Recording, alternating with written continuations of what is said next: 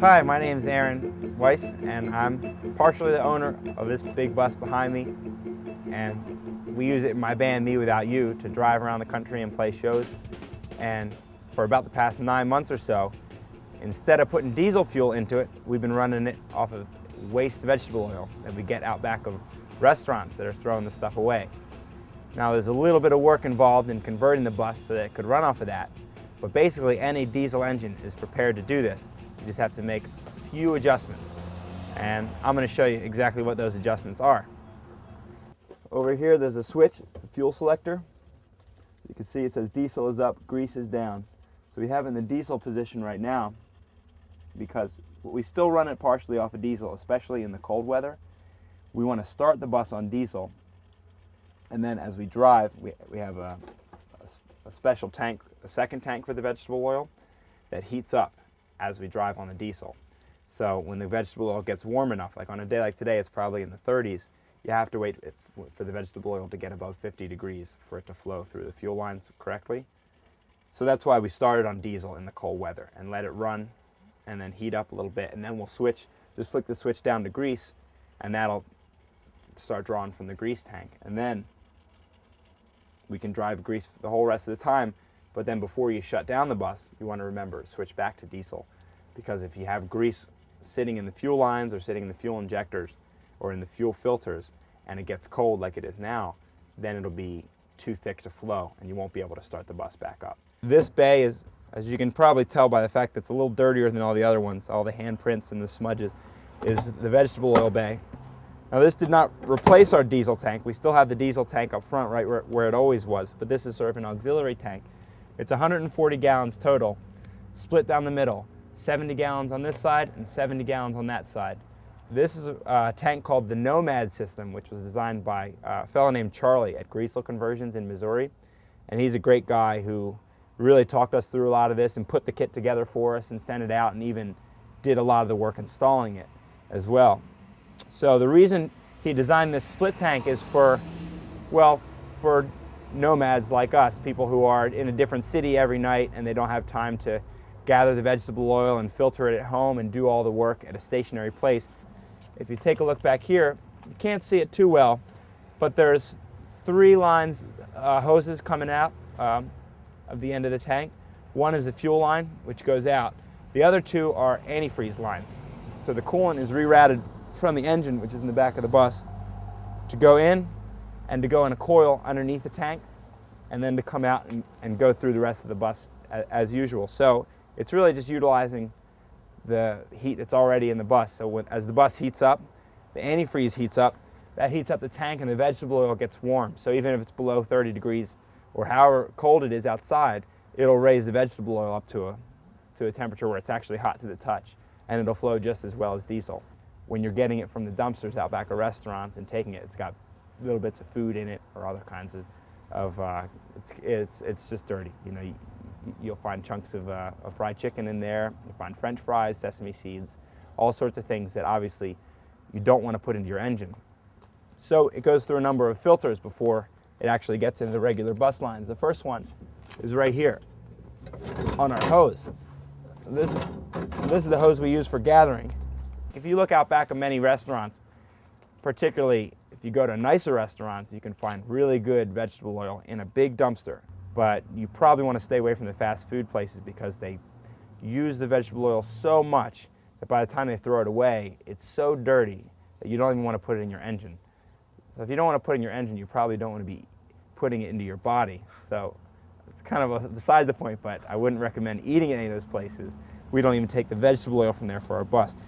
And as you can see, it's got a screen filter on the end here. Now that's going to keep out any of the big chunks like the French fries and the seeds and things that you can see floating in there. But just because you get that stuff out doesn't mean it's clean enough to put into your bus or your car. As I said, any diesel vehicle, a car, bus, truck, any size diesel engine will run off of vegetable oil.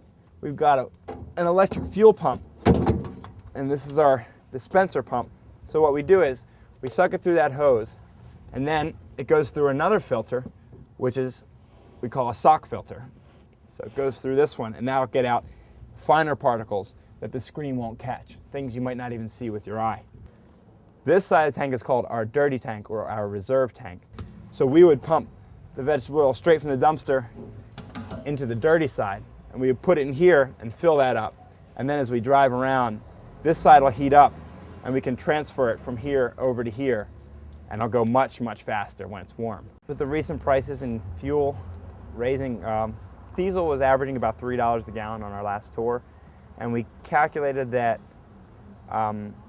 we went about 15,000 miles, which means we would, well, getting only about 5 miles to the gallon on this bus, we would need about 3,000 gallons of diesel. So at about $3 a gallon, we're looking at $9,000 in fuel. The diesel tank is about the same as the vegetable oil tank, about 140 gallons, which means if we ran it completely dry and filled it back up to the top, it'd be somewhere around $400 to $450. So every time we fill up that vegetable oil tank, we figure we're saving about that, with the exception of the filters that we have to buy, which is the stock filter we get for about $5 from a distributor. The Raycor elements we get for about $10, and then we also have to end up changing the bus fuel filters more frequently. They cost about between $5 and $10, depending on where you get them.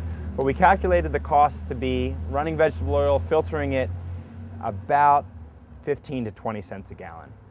Compare with $3 a gallon for diesel, well, it's no comparison at all.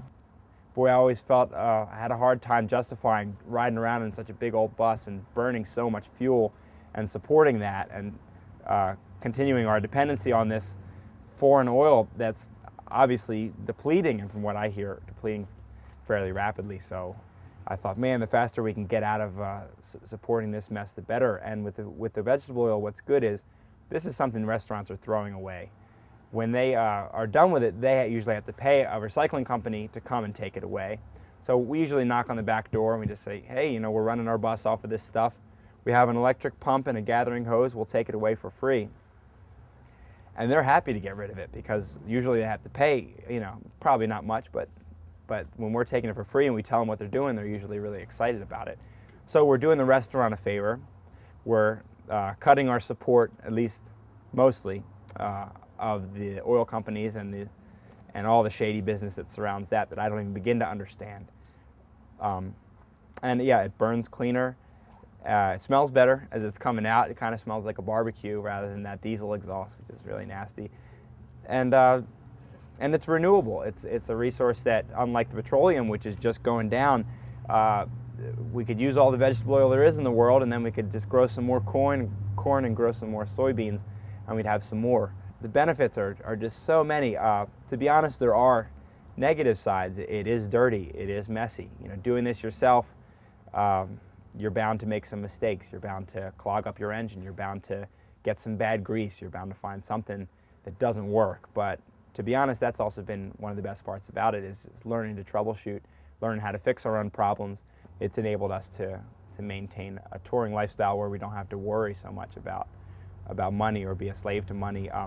And also the other groups I've heard about that have started doing it are in a similar situation. The Salters are converting their bus now. There's another band that we have sort of a kindred spirit with, and down in, I think it's Central or South America, taxi services that's running completely off of coconut oil. And then somewhere down in Tennessee, there's a fleet of public school buses that's running off of Weiss vegetable oil, or in the process of converting over to run off of that. If you want to read any more about the greasel conversions, you can go to greasel.com, which is GREASEL.com. And boy, he just knows everything there is to know about vegetable oil, and particularly running your vehicles off of it. He's gotten a little bit into home heating as well, but mostly he's an automobile guy. So yeah, if you know how to do it yourself, or if you have a friend who's a mechanic and willing to give it a shot, maybe that'd be a better way to go about it.